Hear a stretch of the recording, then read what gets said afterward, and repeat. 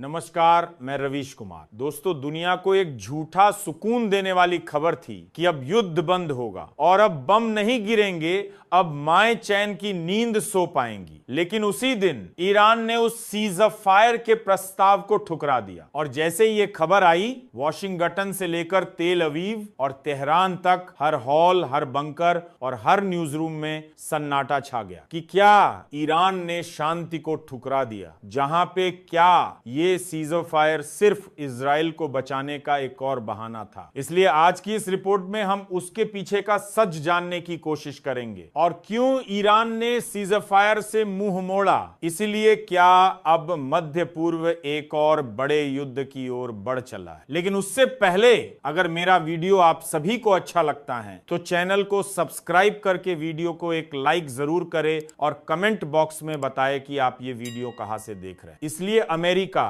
Israel और कुछ यूरोपीय देशों ने मिलकर एक प्रस्ताव रखा था जिसमें कहा गया था कि ईरान और उसके समर्थक गुट खासकर हिजबुल्लाह और यमन के हूथी हमले बंद करें। इसके बदले में इजराइल भी गाजा में सैन्य कार्रवाई रोक देगा। जहां पे ये साफ शब्दों में कहें तो ये एक कागजी सुलह थी जिसमें सिर्फ इजराइल की चिंता थी और ईरान से एक तरफा हथियार डालने की उम्मीद की गई। जहां पे ईरान को यह प्रस्ताव मंजूर नहीं था क्योंकि उसे इस प्रस्ताव में न्याय नहीं दिखा, सिर्फ कूटनीति दिखी, झूठ दिखा और चालाकी दिखी। जहां पे ईरानी विदेश मंत्रालय ने बयान जारी किया, जब तक फिलिस्तीन में जुल्म जारी रहेगा हम किसी युद्ध विराम को नहीं मानते, ये युद्ध हमारे अस्तित्व का सवाल है। जहां पे इसका मतलब साफ था कि ईरान अब सिर्फ अपने लिए नहीं लड़ रहा, वो गाजा, यमन, लेबनान, सीरिया और सभी मुस्लिम देशों की आवाज बनना चाहता है। जहां पे ईरान का कहना है कि सीजर फायर तब होगा जब इंसाफ होगा, जहां पे गाजा से इजरायली सेना की वापसी,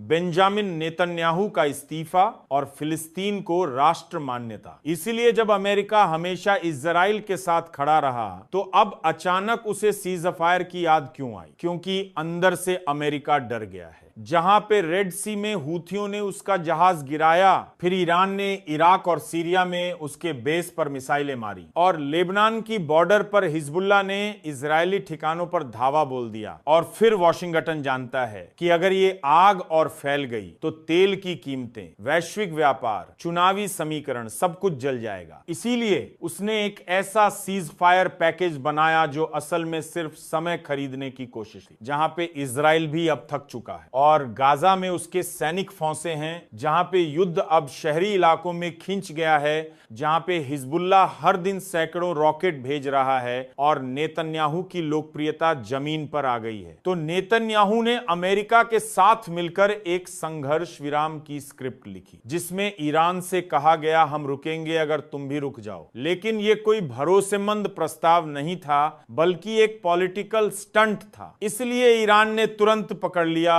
और कहा, जब गाजा की जमीन पर खून बह रहा हो तब हम तुम्हारे कैमरे के लिए शांति का नाटक नहीं करेंगे। इसीलिए अब ईरान ने मना कर दिया है तो क्या अब सीधा युद्ध होगा? शायद हां। जहां पे ईरान ने हिजबुल्लाह को ओपन ऑर्डर दे दिया है जिसका मतलब है जो करना है करो, और हूथी विद्रोही अब हर दिन रेड सी में नए टारगेट चुन रहे हैं और सीरिया की बॉर्डर पर ईरानी रिवॉल्यूशनरी गार्ड पूरी तरह एक्टिव हैं और तेहरान से संदेश है अब हम पीछे नहीं हटेंगे। और ईरान ने कुद्स फोर्स के कई यूनिट्स को इजराइल बॉर्डर के करीब तैनात कर दिया है। यानी अब जंग सिर्फ परोक्ष नहीं प्रत्यक्ष हो सकती है। जहां पे इस पूरे घटनाक्रम में सबसे दिलचस्प भूमिका है सऊदी अरब, तुर्की और मिस्र की, जहां पे इन तीनों देश जानबूझकर चुप हैं क्योंकि उन्हें डर है कि अगर ईरान जीत गया तो पूरे मध्य पूर्व की शक्ति संरचना बदल जाएगी। इसीलिए तुर्की ने ईरान की कुछ बातों का समर्थन किया है लेकिन खुलकर सामने नहीं आया। जहां पे सऊदी अरब बैक चैनल डिप्लोमेसी से अमेरिका और ईरान दोनों से बातचीत कर रहा है। यानी एक तरफ धार्मिक भावना है, दूसरी तरफ रियल पॉलिटिक। अब सवाल उठता है इस पूरे मामले में भारत और बाकी दुनिया कहां खड़ी है, और अगर ये जंग फैलती है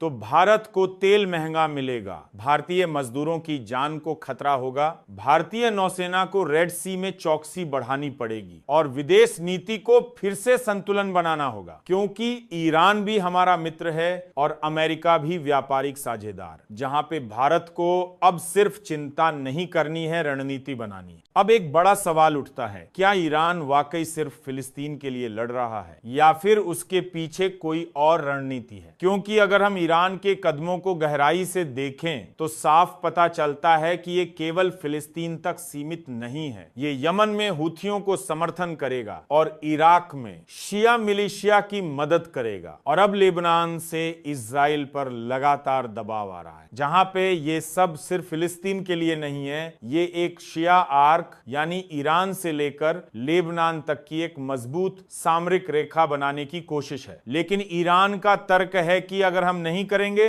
तो हमें चारों तरफ से घेर लिया जाएगा, जहां पे इजराइल, अमेरिका, सऊदी, नाटो सब हमें मिटाने पर तुले हैं। तो सवाल वही है, क्या ये ईरान का विस्तारवाद है या आत्मरक्षा का अधिकार? जहां पे तेल अवीव में हर शाम प्रदर्शन हो रहे हैं, लोग नेतन्याहू से पूछ रहे हैं कि कब तक चलेगा ये युद्ध और कितने सैनिकों को खोने के बाद आप शांति की बात करेंगे। जहां पे इजराइल के कई पूर्व जनरल्स, इंटेलिजेंस अफसर और राजनेता खुले मंच पर कह चुके हैं कि अब नेतन्याहू इजराइल के लिए खतरा बन चुका है। जहां पे बेन गुरियन यूनिवर्सिटी की रिपोर्ट के अनुसार 61% नागरिक अब नेतन्याहू से इस्तीफा चाहते हैं और 42% मानते हैं कि युद्ध अब सिर्फ नेतन्याहू की सत्ता बचाने का साधन बन चुका है। यानी ईरान बाहर से युद्ध कर रहा है और नेतन्याहू अंदर से कमजोर हो रहे हैं। जहां पे लेबनान का हिजबुल्ला अब सिर्फ सीमावर्ती गोलीबारी तक सीमित नहीं है, जहां पे सूत्रों के मुताबिक उनके पास अब इजराइल की डेप्थ तक पहुंचने वाली मिसाइलें हैं और ड्रोन स्क्वाड तैयार है जो तेल अवीव को सीधा निशाना बना सकता है। इसीलिए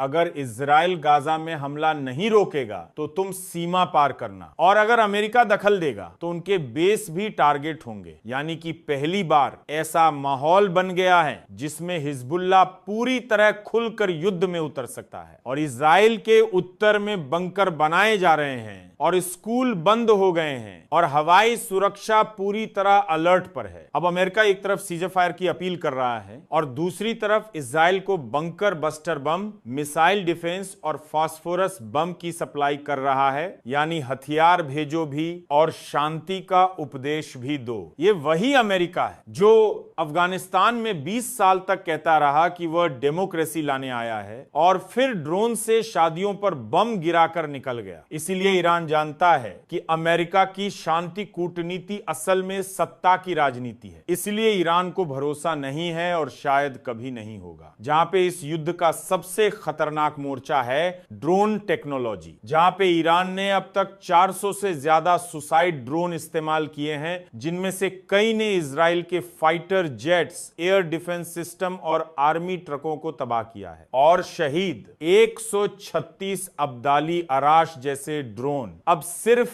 परीक्षण की चीज नहीं, ये अब युद्ध की भाषा बन चुके हैं। जहां पे ड्रोन से हमला करना आसान है, सस्ता है और पहचान भी मुश्किल होती है। यानी अब कोई भी युद्ध पारंपरिक टैंकों, जहाजों या फौजों से नहीं लड़ा जाएगा, बल्कि ये अनदेखा युद्ध होगा जहां दुश्मन सामने नहीं दिखेगा मगर तबाही सब देखेंगे।